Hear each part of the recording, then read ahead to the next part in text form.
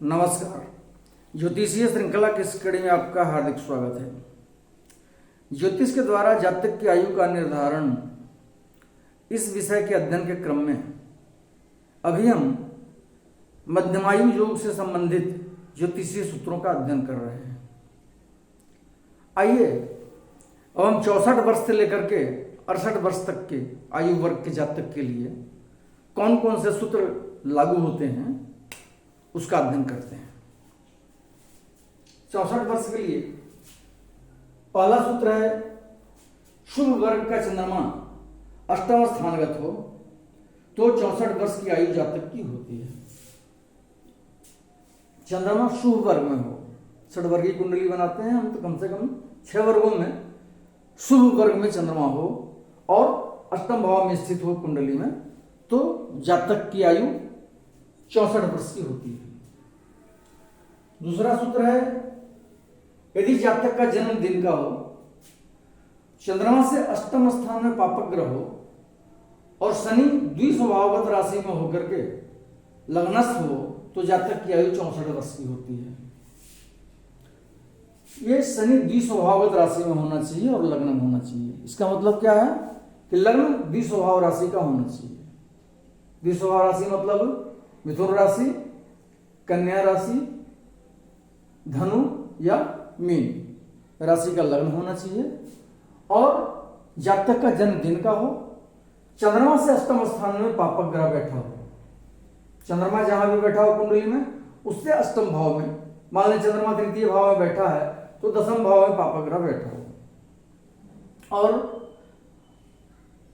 द्विस्वभावगत राशि में शनि लग्न में स्थित हो तो जातक की आयु 64 वर्ष की होती है। फिर से जान लें, जातक का जन्म दिन का हो, पहला कंडीशन। दूसरा कंडीशन है कि चंद्रमा जहां भी बैठा हो उससे अष्टम स्थान में पापक ग्रह बैठा हो और द्विस्वभावगत राशि में होकर के शनि लग्न में बैठा हो तो जातक की आयु 64 वर्ष की होती है। अब 65 वर्ष के लिए पहला सूत्र है, यदि नीचस्थ शनि केंद्र अथवा त्रिकोण में हो और शुभ ग्रह केंद्र में हो अथवा सूर्य शुभ ग्रह के साथ केंद्र में हो तो जातक बुद्धिमान होता है तथा उसकी आयु 65 वर्ष की होती है। नीचस्थ शनि, नीचे राशि में शनि अर्थात मेष राशि में होकर के शनि या तो केंद्र में बैठा हो या त्रिकोण में बैठा हो। केंद्र में लग्न, चतुर्थ, सप्तम, दसम या त्रिकोण में पंचम और नवम, इनमें से किसी स्थान में बैठा हो और शुभ ग्रह केंद्र में बैठा हो, शुभ ग्रह केंद्र में बैठा हो और नहीं तो सूर्य शुभ ग्रह के साथ केंद्र में बैठा हो तो वैसा जातक बुद्धिमान होता है और उसकी आयु 65 वर्ष की होती है। दूसरा सूत्र है, यदि राशि लग्नेश एवं अष्टमेश केंद्र में हो और बृहस्पति लग्न में या किसी केंद्र में हो तो जातक की आयु 65 वर्ष की होती है। यदि राशि लग्नेश और अष्टमेश, राशि मतलब चंद्र राशि का स्वामी, चंद्रमा जिस राशि में स्थित हो उसका स्वामी, लग्नेश और अष्टमेश ये तीनों केंद्र में हो। कहीं कहीं सूत्र में मिलता है कि केंद्र राशि अर्थात चंद्रमा केंद्र में स्थित हो और उस जिस राशि में स्थित हो उसका स्वामी, लग्नेश और अष्टमेश ये तीनों केंद्र में स्थित हो और बृहस्पति लग्न में या किसी केंद्र में बैठा हो, बृहस्पति लग्न में बैठा हो या इन चारों में से किसी केंद्र में बैठा हो तो ऐसी स्थिति में जातक की आयु 65 वर्ष की होती है। फिर से जान लें, यदि राशि अर्थात चंद्रमा जिस राशि में बैठा हो उसका स्वामी, लग्नेश और अष्टमेश ये तीनों केंद्र में बैठे हों, अलग अलग भी बैठ सकते हैं, एक में भी बैठ सकते हैं, एक साथ भी हो सकते हैं और बृहस्पति लग्न में बैठा हो या किसी केंद्र में बैठा हो तो जातक की आयु 65 वर्ष की होती है। तीसरा सूत्र है, यदि कर्क राशि का चंद्रमा लग्न में, शनि अष्टम स्थान में तथा सूर्य सप्तम स्थान में हो तो जातक की आयु 65 वर्ष की होती है। कर्क राशि का चंद्रमा लग्न में अर्थात कर्क लग्न की कुंडली है, स्पष्ट हो गया।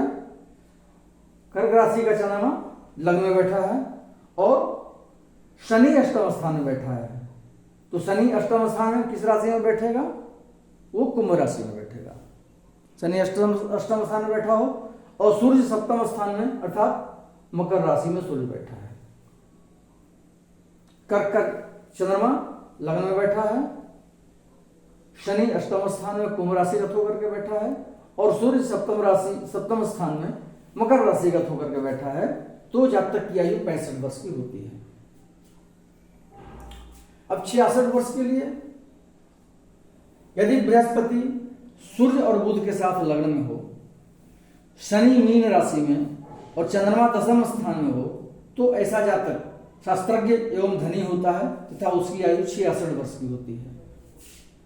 बृहस्पति सूर्य और बुध के साथ होकर के लग्न में बैठा है, अर्थात 3 ग्रह लग्न में बैठे हैं, बृहस्पति सूर्य और बुध, और शनि मीन राशि में हो, शनि मीन राशि में बैठा हो और चंद्रमा दशम स्थान में बैठा हो, चंद्रमा किसी भी राशिगत होकर के दशम स्थान में बैठा हो, तो ऐसा जातक शास्त्रज्ञ होता है, शास्त्रों का ज्ञाता होता है, धनी होता है तथा उसकी आयु 66 वर्ष की होती है। दूसरा सूत्र है, यदि उच्चस्थ चंद्रमा लग्नगत हो, शनि नीचस्थ हो तथा सूर्य सप्तमस्थ हो, तो जातक की आयु 66 वर्ष की होती है। उच्चस्थ चंद्रमा लग्नगत हो अर्थात चंद्रमा वृष राशि में होकर के और लग्न में स्थित हो, अर्थात वृष लग्न की कुंडली है।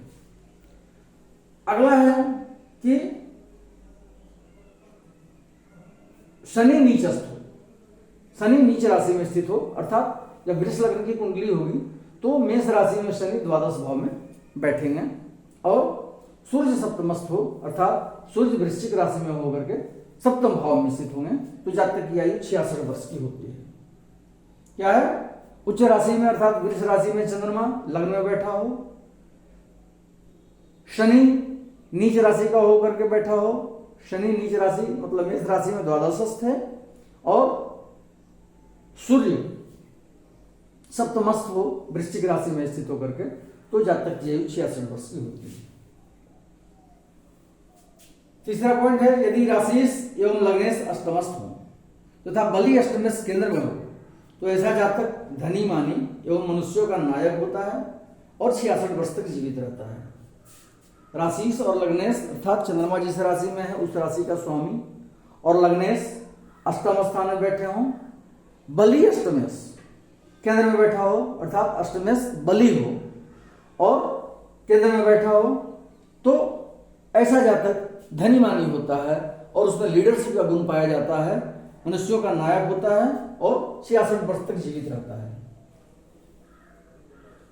68 वर्ष के लिए यदि लग्नेश सूर्य के साथ दशम स्थान में हो, शनि लग्न में और बृहस्पति चतुर्थ स्थान में हो, तो जातक की आयु 68 वर्ष की होती है। लग्न स्थान का स्वामी सूर्य के साथ होकर के दशम स्थान में बैठा हो, लग्नेश और सूर्य दशम स्थान में बैठे हो दोनों, शनि लग्न में बैठे हों और बृहस्पति चतुर्थ भाव में बैठे हों, तो जातक की आयु 68 वर्ष की होती है। फिर से जान लें, लग्नेश सूर्य के साथ दशम स्थान में बैठा हो, शनि लग्न में बैठा हो और बृहस्पति चतुर्थ स्थान में बैठा हो, बृहस्पति चतुर्थ स्थान में बैठा हो कुंडली में, तो जातक की आयु 68 वर्ष की होती है। अगले वीडियो में हम इस मध्यमायु वर्ग के लिए 70 वर्ष की उम्र के लिए जातक पर कौन से सूत्र लागू होते हैं इसका अध्ययन करेंगे। नमस्कार।